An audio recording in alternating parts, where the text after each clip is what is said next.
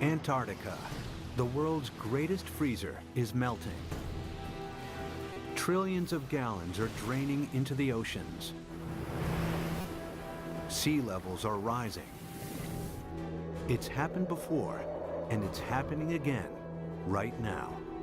It's not a question of will sea level rise a large amount. It's only a question of how fast that will occur. How will humans fight back before our cities are inundated? Holding off the sea would be the major employer of the world by 2100. Massive levees to defend our coastlines. Floating towns and cities. Vast dams connecting continents. It's our greatest challenge yet, Earth underwater.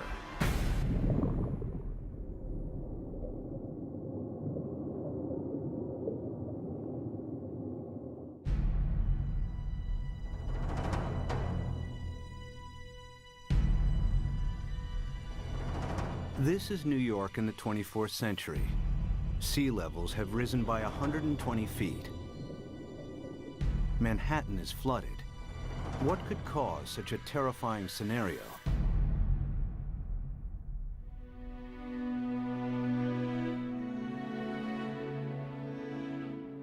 The answer lies here, in Antarctica, where vast amounts of frozen water are locked up in ice.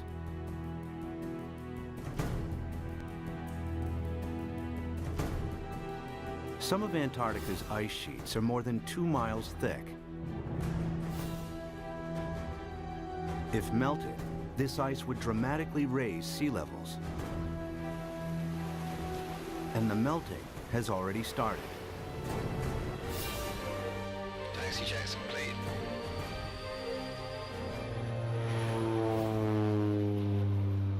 Scientists want to know how much frozen water the continent actually holds, and how much global sea levels will rise if it all melted.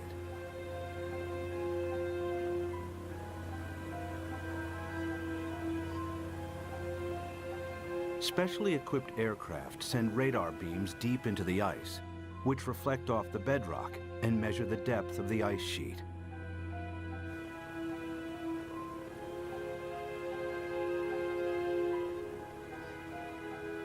After hundreds of flights, they calculate that Antarctica contains over 90% of the world's ice. Together with Greenland, it's enough to raise global sea levels by an astonishing 230 feet. This is what North America would look like if all of the planet's ice melted. Europe would also shrink. London's Tower Bridge would become a solemn monument in the sea. Berlin would be flooded, as would Paris. But how likely is such a scenario? Is sea level rise reality or myth?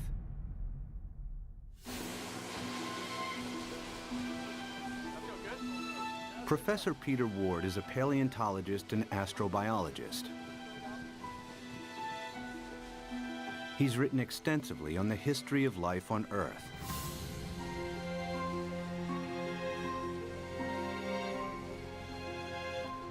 Today, Ward wants to know what would happen to our planet if sea levels rise foot by foot. Somebody give me a zip here. The journey begins in the Florida Keys, a chain of islands south of Miami.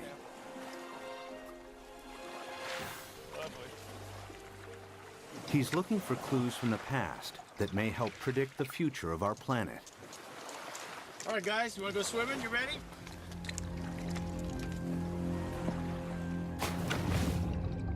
Just a few feet below sea level are banks of coral that have been at this location for over 4,000 years.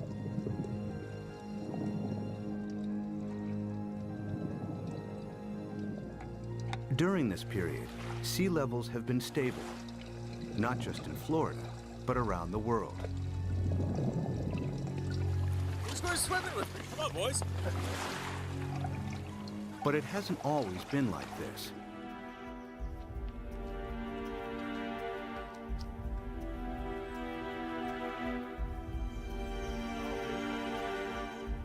A few hundred yards from shore, Peter visits an abandoned quarry that reveals startling evidence from the past.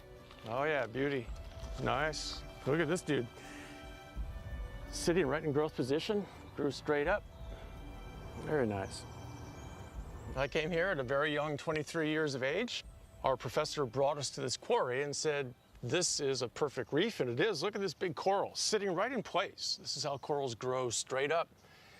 And not very far offshore from us, we have these same corals living in place. And these things have to live in at least 10 feet of water. So we're sitting here. There's not been any volcanism. Nothing has lifted Florida up. How could you get this coral this high up in the air now, unless you had sea level, at least another 10 feet above this? It was the first indication to me that sea level, which I knew had gone down and come up, but I had never thought that it could be higher than it is now. If history repeats itself, our coastal cities would be inundated. Sea level rise is not a myth. It could happen again, just as it's happened before.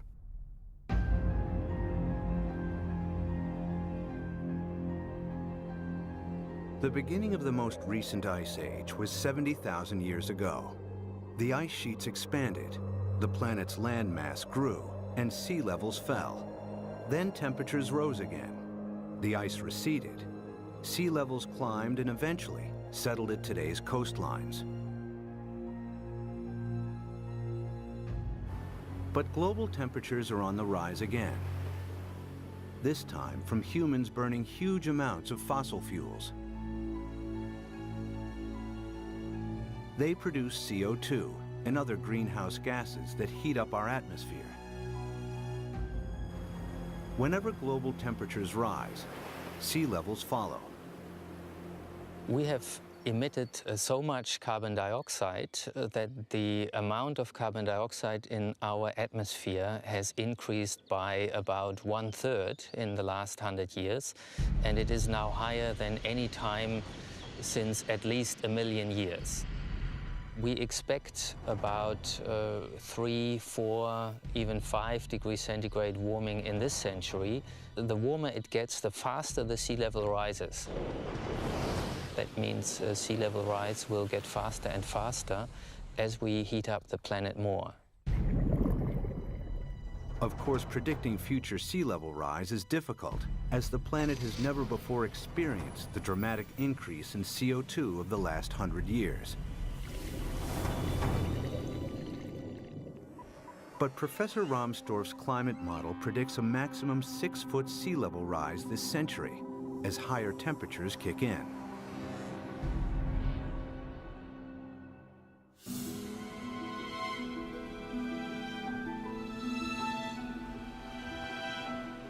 One city that would face inundation this century is Miami, Florida. Just a few feet above sea level, it has virtually no defenses against a rising ocean.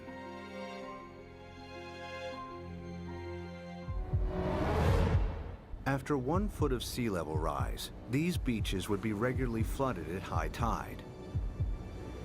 After 2 feet, many roads would be submerged. After 3 feet, if a hurricane strikes, the surging water would overcome sea defenses and cause flooding deep inland.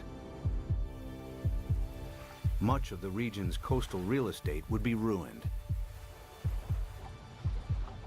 We are looking at millions and millions and millions of dollars of real estate here. And we can assume that every one of these things is $500,000 to $1 million. We've got 100 here, we've got $1 billion in a very short area through here. So our $1 billion of houses, we get 1 meter, 3 feet of sea level rise, and every single one of these houses is useless. Who's gonna buy them? What happens to this $1 billion of real estate by the time we get 3 feet? I mean, it's gone. It's useless. It's just, you scrape it off with bulldozers and you just leave it here. That's what'll happen. It'll just be left here. And it's not just residential properties that will be affected. Think of all the wharves and all the places where ships offload and unload all the goods and services. And if sea level rises even 3, 4, 5 feet, every single one of those ports has to be replaced. The cruise ship lines, there are billions of dollars of infrastructure that even a small sea level rise takes out. You got to rebuild it all over again. After 4 feet of sea level rise, electricity supplies would be affected as coastal power plants are flooded. After 5 feet, some of Florida's freshwater resources would be contaminated with seawater, and the Everglades National Park becomes a vast bay. After 6 feet, millions of Floridians would have to evacuate the state. So what's going to happen to Florida? By 2100, we'll be at least 4 to 6 feet higher. So this tide, which is not a high tide, will be about here, up to here. There's no way that we can keep the sea back as it rises. Miami-Dade County will be severely diminished.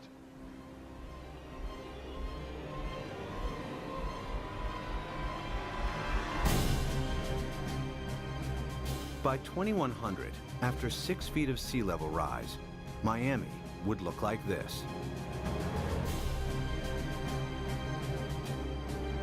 There's no way to prepare for this. You can't put levees around the kind of sea level rises we're in for. We're a city that's only a little over 100 years old. We became a town, an incorporated town in 1896, so we're not that old. But we may not make it for the next 100 years. The only way to prevent Miami from flooding would be to construct a vastly expensive system of levees surrounding the city. It would be a major engineering challenge, as Miami is built on porous ground that allows seawater to seep through. Alternatively, if Miami was flooded, the city would eventually have to be abandoned.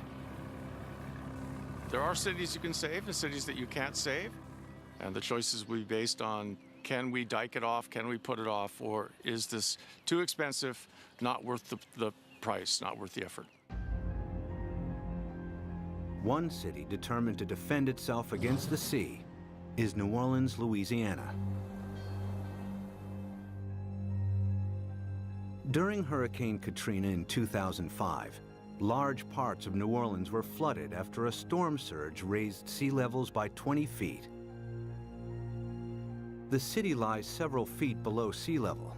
Its antiquated locks and levees weren't strong enough to hold back the rising sea. As the storm pushed the Gulf's surging waters into Lake Borgne and onwards into the city's canals, New Orleans' sea defenses broke in 50 places. We had some levee and flood wall failures in the hurricane system. And the combination of that overtopping of the levees and the flood walls that failed caused massive flooding throughout the city. About 80% of the city of New Orleans was flooded following Hurricane Katrina.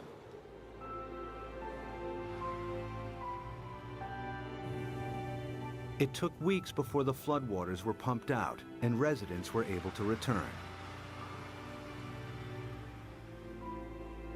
Among them were Victory Wallace Taylor and her son Peter, who returned home to a badly damaged house. The flood was very bad. They wouldn't let us come and see about our house. It damaged my heart a little bit because I'm afraid for the flood. Like if the flood come in again, I don't know what to do because I think I might panic this time. I don't know.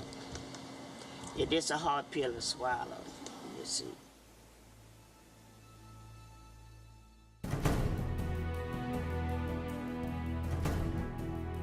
To prevent New Orleans from flooding again, the U.S. government is investing billions of dollars in the city's sea defenses.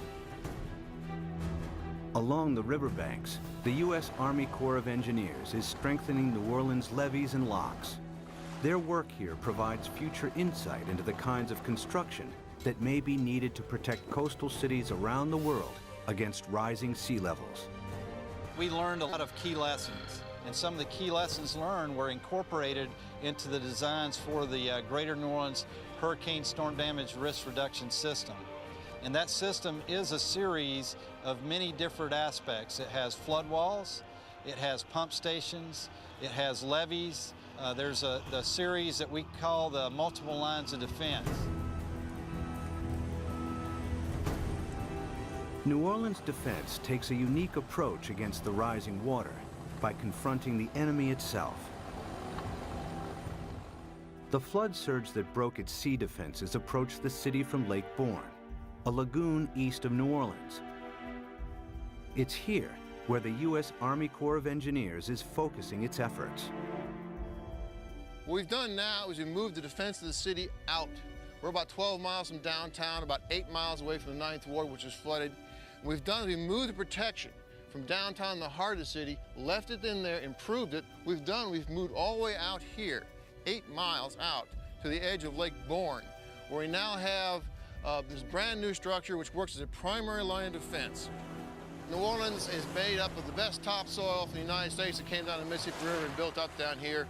However, back in graduate school, the whole idea was that the better it is to grow something on, the worse it is to build on. Well, this is the topsoil of the nation down here, so it's the worst possible stuff to build in. What you see behind me is the Hawken. It is a pile-driving crane brought in from Seattle, Washington, across the Pacific Ocean, down to the Panama Canal to New Orleans to build this particular gate and the barge gate. And what we've had to do is go down 60 feet through the newer material down to the old Pleistocene clay, and that is our basis. So the main wall itself goes down to minus 130 feet, and the batter piles that brace it are down to 190 feet. All tall buildings in New Orleans, the dome, everything is based upon piles. The new seawall also has to allow ships to pass through.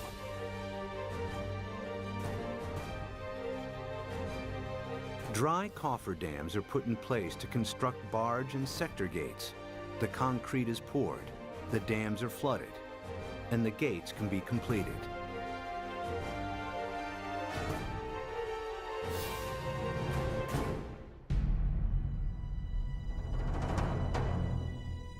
New Orleans' new sea defenses are costing the taxpayer a hefty $15 billion.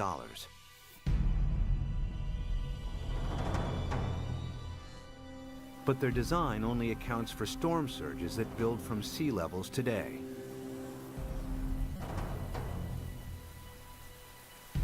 If sea levels rise by 6 feet, any storm surge would be higher as well, and the city's sea defenses would have to be heightened at an even greater cost. Not every country can afford to spend billions on sea defenses. In Bangladesh, many of its 150 million inhabitants live at or just above sea level. Merely 3 feet of sea level rise will have a devastating effect on the country's population. Turns out the area of the world that would be most vulnerable to sea level rise would be Asia. The rice-growing river deltas in Asia that are very close to sea level. Even a modest 3-foot rise would put half the rice land in Bangladesh underwater. Bangladesh has over 100 to 120 million people, and that number is rising fast. A great deal of its land just simply gets covered by water.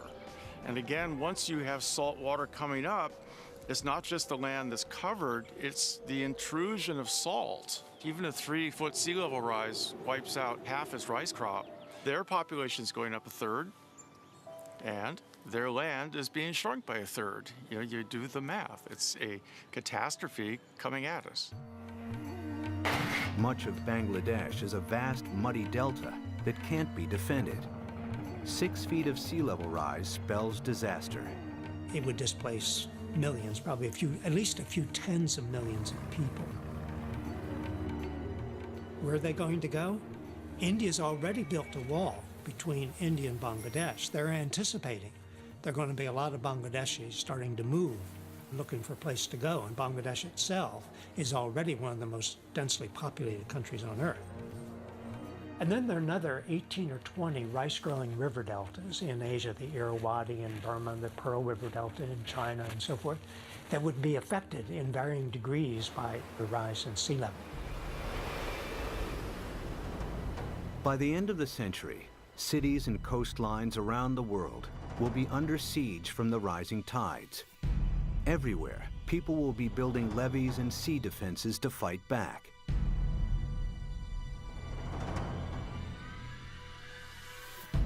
But sea level rise won't stop at 6 feet. They're likely to rise at an even faster rate. As the predicted melt of Greenland and Antarctica accelerates, exposed cities may not have time to build new sea defenses. Clues about the speed of future sea level rise are found during the time of the last ice age. As global temperatures rose, the planet's ice sheets melted into the sea. Sea levels increased by a staggering 390 feet until they settled at today's levels. How fast did this happen? The answer may help predict how quickly sea levels could rise in the next century, and how much time we have to defend our coasts. Professor Rick Mortlock is one of the world's leading experts on past sea level rise. He and his team collect fossilized coral from the seabed. In the lab, they analyze and compare the exact depth and age of each sample. A clear picture emerges of how fast sea levels rose thousands of years ago. We have 2 pieces of fossil coral that was recovered from drill cores off of Barbados. So by dating these samples and knowing the depth at which they were retrieved, we can use that information to create a point-by-point reconstruction of sea level for the last 20,000 years. There's one particular sea level rise of interest. We call it Meltwater Pulse 1A. During that period of time, we believe sea level rose about 20 meters in 500 years, or about 4 to 5 meters per 100 years. If the same happens again, it would translate to as much as 16 feet of additional sea level rise in the next century. Factor in today's affairs, and the rise may be even faster.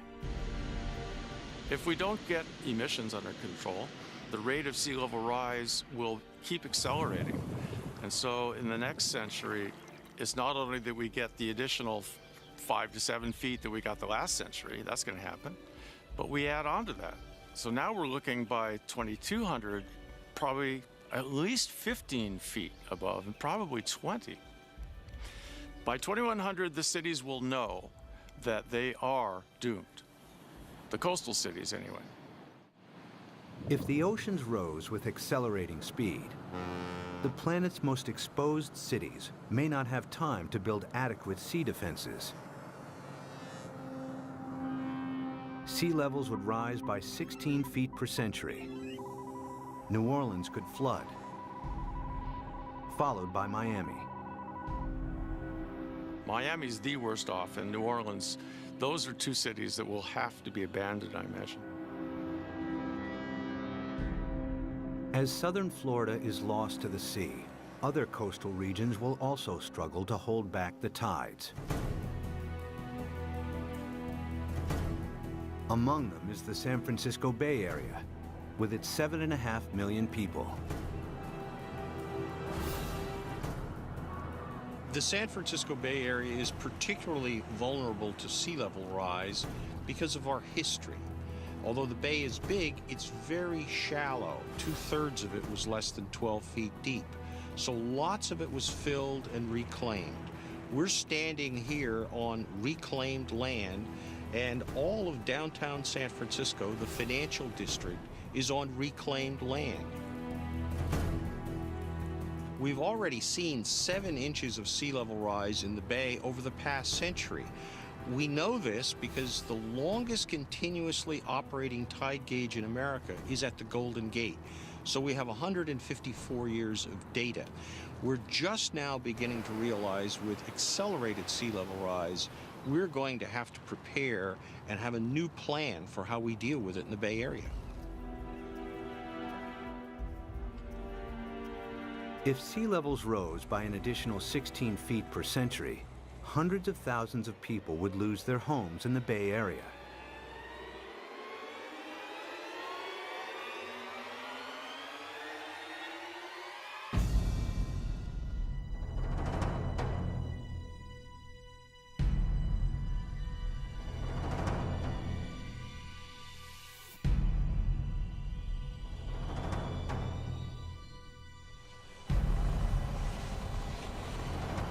To protect San Francisco Bay, levees would have to be built on a massive scale.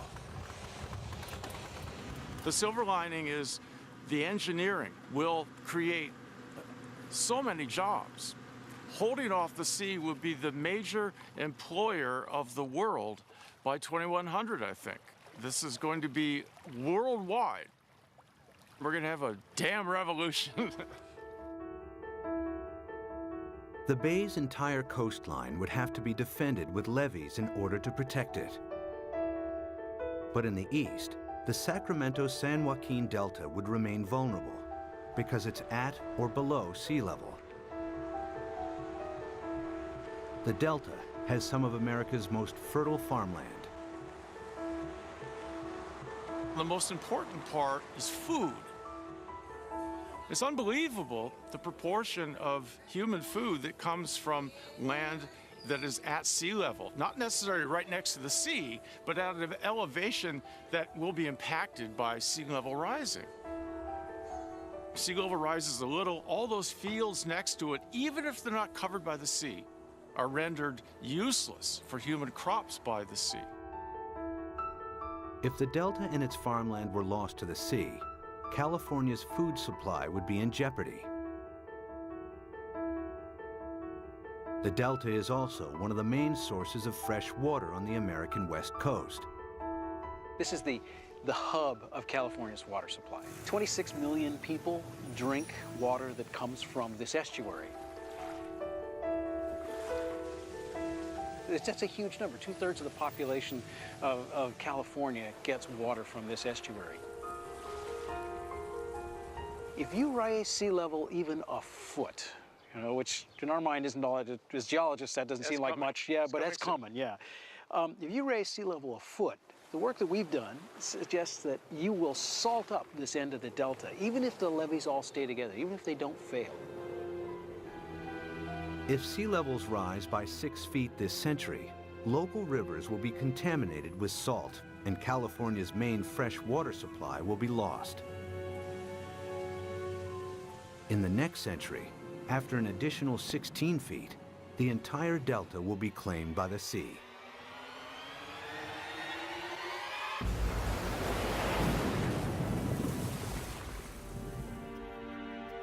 But there may be a way to defend both the Delta and San Francisco Bay. San Francisco is among the best, easiest to save. The most radical solution would be putting a big dam right across the bay under the Golden Gate Bridge. On the ocean side, the sea is about 130 feet deep. Building a dam would be controversial and would turn the bay into a freshwater lagoon. But at a time of intense sea level rise, some may consider this the best option.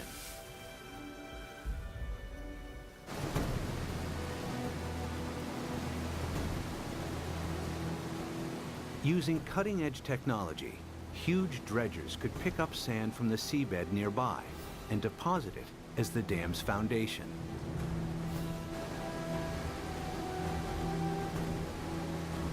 The dam's shallow incline would ensure maximum stability against earthquakes, breaking the power of the ocean waves with ease.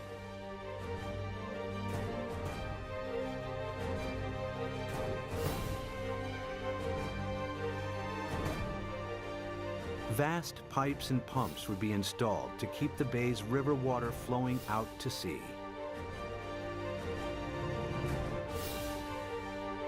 The Golden Gate Dam would cost $2.5 billion and could be heightened to deal with any sea level rise in the future. San Francisco and the Bay Area would be saved.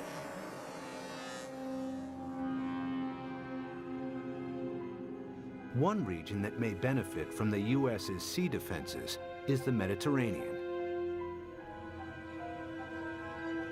It's flanked by countries both rich and poor that have thousands of years of history. The Mediterranean has a unique feature, a narrowing at its mouth.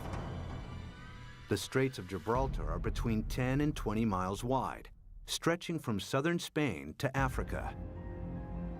A dam could keep the rising water of the Atlantic separate from the Mediterranean.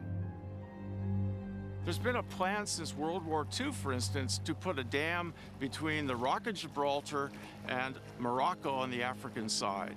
A dam big enough that sea level rise does not affect the Mediterranean. But building a dam here has one major drawback. Every year, the Mediterranean loses 2 feet of sea level through evaporation that is compensated by the inflow of water from the Atlantic. The dam would cut this off. In the case that you build a dam in the Gibraltar Straits, there will not be the flow of water from the Atlantic.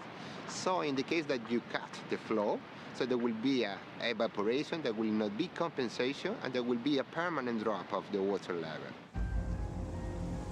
After years of evaporation, the Mediterranean would turn into a stagnant saltwater lake. Eventually, the sea would dry out. And if then the sea level would rise, let's say another... Sea defense engineer Peter Janssen maps out possible solutions on how to keep the Atlantic flowing while building the world's largest super dam. I looked at the surroundings. I looked at what may be required to make a closure. And then, well, I thought it may be feasible.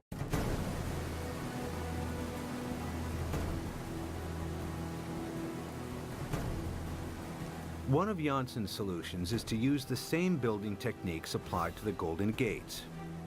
The dam would be 20 miles long and tower 1,250 feet above the seabed, the same height as the Empire State Building. Another solution is to keep the natural flow of the Gibraltar Straits. Huge amounts of Atlantic surface water will flow into the Mediterranean. At a much lower depth, some of the Med's saltier water will be pumped back out again, keeping the sea's salt and sea levels stable. The world's greatest super dam would cost $275 billion. The total cost related to what may be the impact for all the cities around the Mediterranean, it seemed acceptable. It may be a solution. The Gibraltar Dam would be the world's largest man-made structure, using enough rock to build 1,000 Great Pyramids. Although the dam would cut off the migration of marine life between the Med and the Atlantic, it would save the entire Mediterranean coastline from flooding.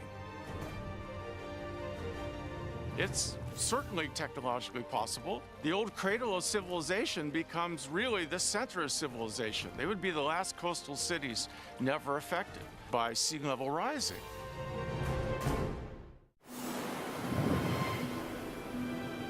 By the end of the next century, sea levels could rise by nearly 22 feet. Some cities may be saved through the construction of super dams. Others that can't be defended are lost to the sea. Exposed countries too poor to build defenses are flooded. Around the world, hundreds of millions are displaced.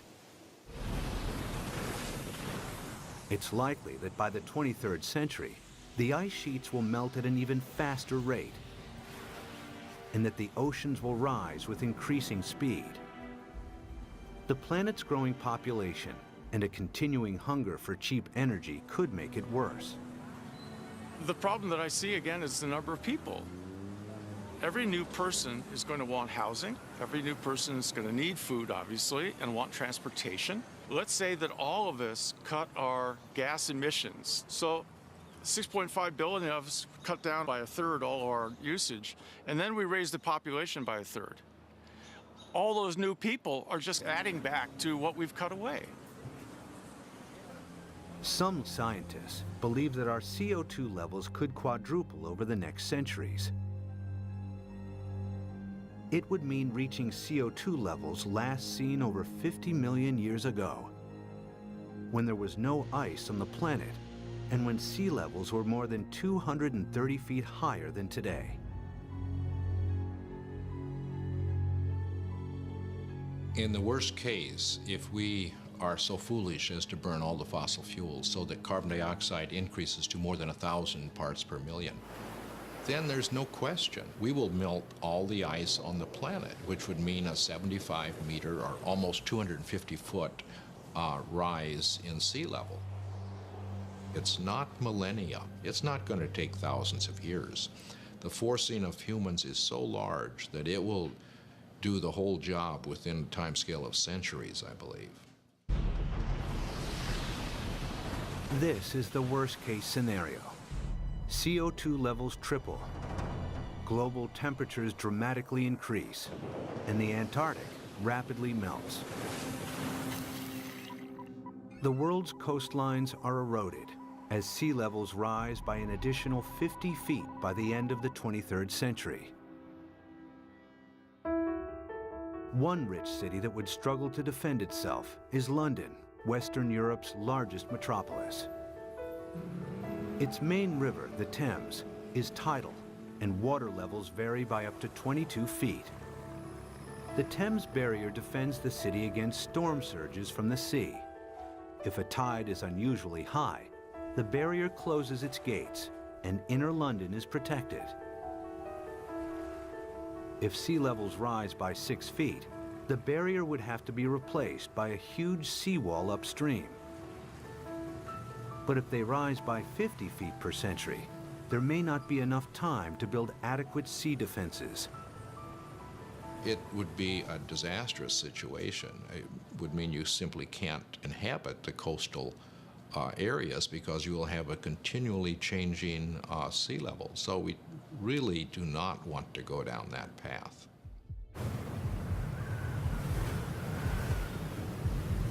If CO2 continues to increase at a growing rate, 50 feet of sea level rise per century is a distinct possibility. The swiftly rising oceans would bypass any new seawalls. London and large parts of England would be flooded within a few centuries. The worst case scenario is when we have maybe 4 to 6 feet within a decade. That's not the kind of thing where you sort of sell your houses and say it's going to be okay. But you're trying to get out of there without drowning. It's going to challenge the existence of civilization. One of London's most famous landmarks, the Tower Bridge, would become a somber outpost in the sea. I mean, there would be a degree of panic that we cannot imagine as each country tried to figure out how it somehow could survive. Rising oceans would seep underneath obsolete levees or breach areas where there wasn't the time or money to strengthen seawalls. The rapidly rising sea levels would soon overwhelm large parts of continental Europe. By the time all of the Antarctic's ice has melted, Denmark, the Netherlands, and large parts of northern Germany and France will be lost. Significant sea level rise may turn Berlin into a coastal town within centuries. Another 100 years, and the city would be lost to the sea. The rising sea would creep up the River Seine and find its way to Paris. With an elevation of 115 feet, the French capital would be vulnerable to sea level rise. After all of the planet's ice is melted, it will flood. The affluent countries would try to protect their borders against millions and millions who would be leaving the areas most severely affected.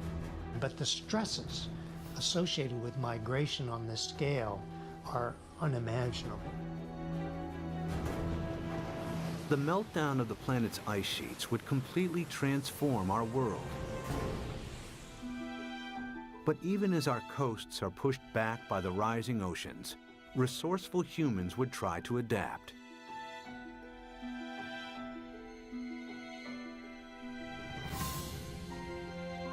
There are already plans to rescue New York.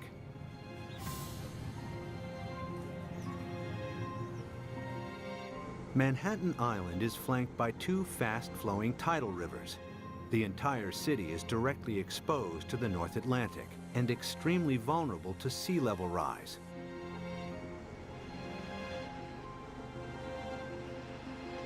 Professor Malcolm Bowman is an oceanographer and expert on the effects of sea level rise in New York.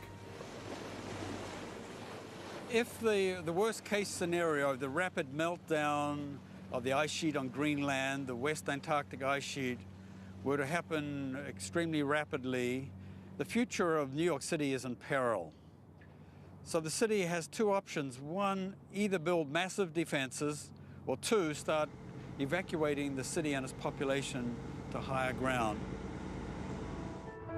The flooding of New York's underground installations would only be the first in a series of catastrophic events.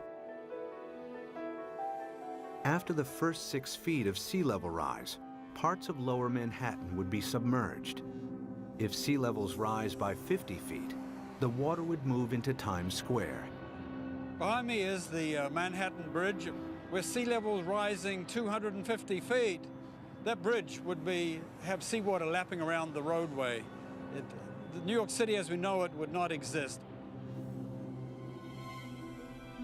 But there is a way that New York might adapt even to extreme sea level rise.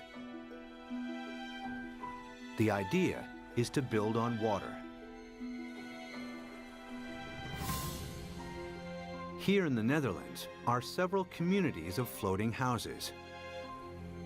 Koen Olthaus is a visionary architect who believes these houses are the beginning of a new trend in design and construction. So what you will see is that people go and design floating apartment buildings and really floating structures like 200 by 200 meters with roads on top of it and with cars on top of it and houses. Such floating cities could be built with a new lightweight material that's like a concrete sponge. The beauty about floating cities is that you don't have to protect them from nature. They just go on with nature, they live with nature. And they will just go up and down with the water. Olthaus has designed a seawall to protect Manhattan, with floating districts attached to it. New York, we're going to build a new Wall Street around it, around Manhattan. So we can redesign the city around it, or even having floating leisure around it, floating agriculture. A floating New York is still in the concept stage. But one day, this may be the solution for hundreds of coastal cities facing inundation. The best silver lining of the whole thing to me is that it will require a united world. A world war against sea level will have to bring all of the squabbling governments to act together. The sea doesn't care what your national boundary is. It's an equal opportunity flooder. We will have to, as a planet, come at this in a united fashion. Whether it's the construction of massive seawalls or super dams, sea level rise will happen. The question is not if, but how fast and how much our oceans will rise. Much will depend on our own CO2 emissions. Humans will need all their ingenuity to meet the world's greatest challenge yet. When 7 p.m. feels like this, you must be watching the National Geographic Channel.